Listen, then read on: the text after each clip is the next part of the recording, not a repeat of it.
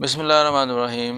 ایک دفعہ کا ذکر ہے کہ خلیفہ ہارون الرشید اپنے دربار میں غمگین وہ بیٹھے ہوئے تھے۔ ان کے دور میں ایک شدید قحط وہ نازل ہو چکا تھا، لوگ بھوک اور پیاس سے وہ مر رہے تھے۔ تو خلیفہ ہارون الرشید انتہائی پریشان تھے۔ وہ اپنے وزیر سے کہتے ہیں کہ آپ میری دلجوئی کے لیے کچھ بتائیں۔ تو ان کے جو وزیر ہیں وہ بتاتے ہیں کہ بادشاہ سلامت، جنگل میں ایک بادشاہ تھا شیر، تو اس کے پاس ایک بندری آئی اور اس نے اپنا چھوٹا سا بچہ وہ اس شیر کو دیا کہ میں ایک ہفتے کے لیے جنگل سے کہیں دور جا رہی ہوں، تو آپ میرے اس جو بچہ ہے اس کی حفاظت کیجیے گا۔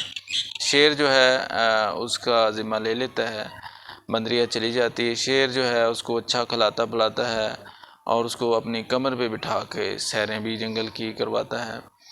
تو ایک دن کیا ہوتا ہے کہ اوپر سے ایک باز آتا ہے اور وہ بندریا کا بچہ جو شیر کی کمر پہ ہوتا ہے اس کو اٹھاتا ہے اور لے جاتا ہے۔ وہ شیر اس کے پیچھے بھاگتا ہے، لیکن کیونکہ وہ آسمان کی فضاؤں میں اڑ جاتا ہے باز بندریا کے بچے کو لے کے، تو وہ اس کی حفاظت نہیں کر سکتا ہے۔ جب بندریا ایک ہفتے کے بعد واپس آتی ہے تو وہ شیر سے پوچھتی ہے کہ میرا بچہ کہاں ہے؟ تو شیر اس کو بتاتا ہے کہ میں نے آپ کے بچے کی اچھی خاصی حفاظت کی، اس کو کھلایا پلایا، لیکن ایک دن اوپر سے باز آیا اور اس کو وہ پکڑ کے لے گیا۔ بندریا وہ چیخو پکار کر دیتی ہے، شروع کر دیتی ہے، اور وہ کہتی ہے کہ آپ کیسے جنگل کے بادشاہ ہیں، آپ میرے بچے کی حفاظت نہیں کر سکے۔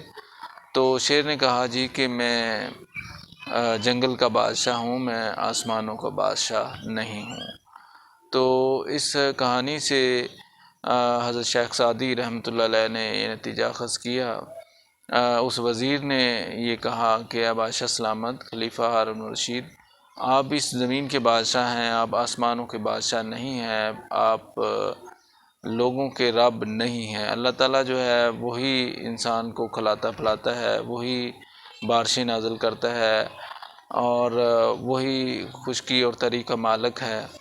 تو قحط بارشیں نہ ہونے کی وجہ سے ہے، تو اس پہ آپ کا کوئی کنٹرول نہیں ہے، آپ اس سے بری الذمہ ہیں۔ تو وزیر کی یہ بات سن کے خلیفہ ہارون الرشید وہ کچھ مطمئن ہو جاتے ہیں کہ قحط یہ آنا ایک رب تعالیٰ کا حکم ہے، تو اب اس سے بچنا یقیناً ناممکن ہے۔ تو اس کہانی سے یہ نتیجہ اخذ کیا حضرت شیخ سعدی رحمۃ اللہ علیہ نے کہ انسان وہ بے بس ہے، اللہ تعالیٰ وہی حقیقی کارساز ہے، وہی انسانوں کا پالنے والا ہے۔